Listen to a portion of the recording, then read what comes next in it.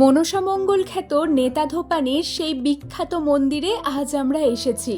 মনসামঙ্গল কাব্যে প্রথম পূর্ব বর্ধমান জেলার বৈদ্যপুর পঞ্চায়েতের নারকেলডাঙ্গা গ্রামের উল্লেখ পাওয়া যায়। এই গ্রামেই জগৎগৌরী মায়ের মন্দিরে এখন আমরা অবস্থান করছি।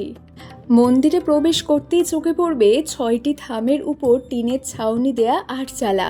লাল রঙের মন্দিরে চূড়া ক্রমশ সরু হয়ে উঠেছে, তাতে সাপের মূর্তি আঁকা ও চূড়ায় ত্রিশূল ওং রয়েছে। বলি দেওয়ার জন্য রয়েছে হাঁড়ি কাঠ। ভোগ রান্নার ঘর ও বিশ্রামের স্থানে এ এক অন্যরকম অপূর্ব গ্রাম্য মন্দির। পদ্মপুরাণে দেবী জগৎগৌরীর পরিচয় জানা যায়। তিনি দেবাদিদেব মহাদেবের কন্যা। ব্রহ্মারূপসী কন্যার নাম রাখেন বিষমুখ, পরবর্তীতে বিষহরী।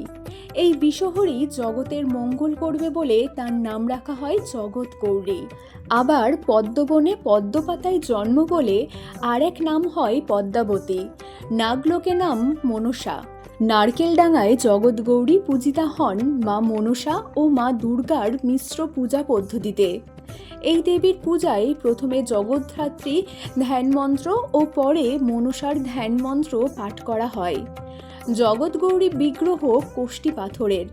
দেবী সিংহের পিঠে স্থাপিত পদ্মের উপর উপবিষ্টা এবং তার বাম হাঁটু মোড়া ও ডান পা ঝোলানো। বাম কোলে একটি শিশু। দেবী সোজা বসে আছেন।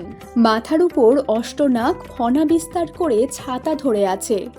দেবীর পদতলে একটি ছিন্ন মুন্ডু। বিগ্রহটি প্রাচীন ভাস্কর্যের এক অপূর্ব নিদর্শন।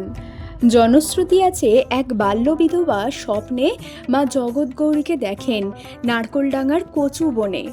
স্বপ্নে দেখা দেবীকে তুলে নিয়ে এসে পুজো শুরু করেন।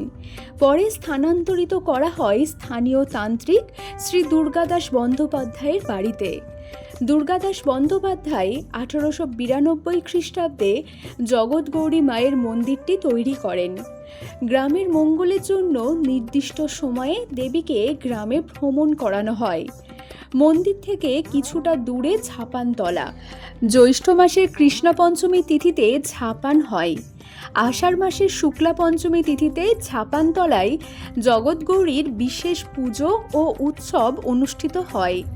সেই সময় মায়ের পুজো উপলক্ষে ঝাপানতলায় বড় মেলা হয়। এই উৎসবটি 3 দিন ধরে চলে। ঝাপানের দিন সকালে দেবীকে কচুদহের মন্দিরে নিয়ে যাওয়া হয় ও রাতে ফিরিয়ে আনা হয়। দূর দূরান্ত থেকে বহু ভক্ত সমাগম হয় এই মেলায়। সারাদিন ধরে পূজাপাঠ চলে। মনস্কামনা পূর্ণ হওয়ার জন্য ছাগ বলি দেয় অনেকে। এই উৎসবকে কেন্দ্র করে অনেক আকর্ষণীয় অনুষ্ঠান এখানে অনুষ্ঠিত হয়।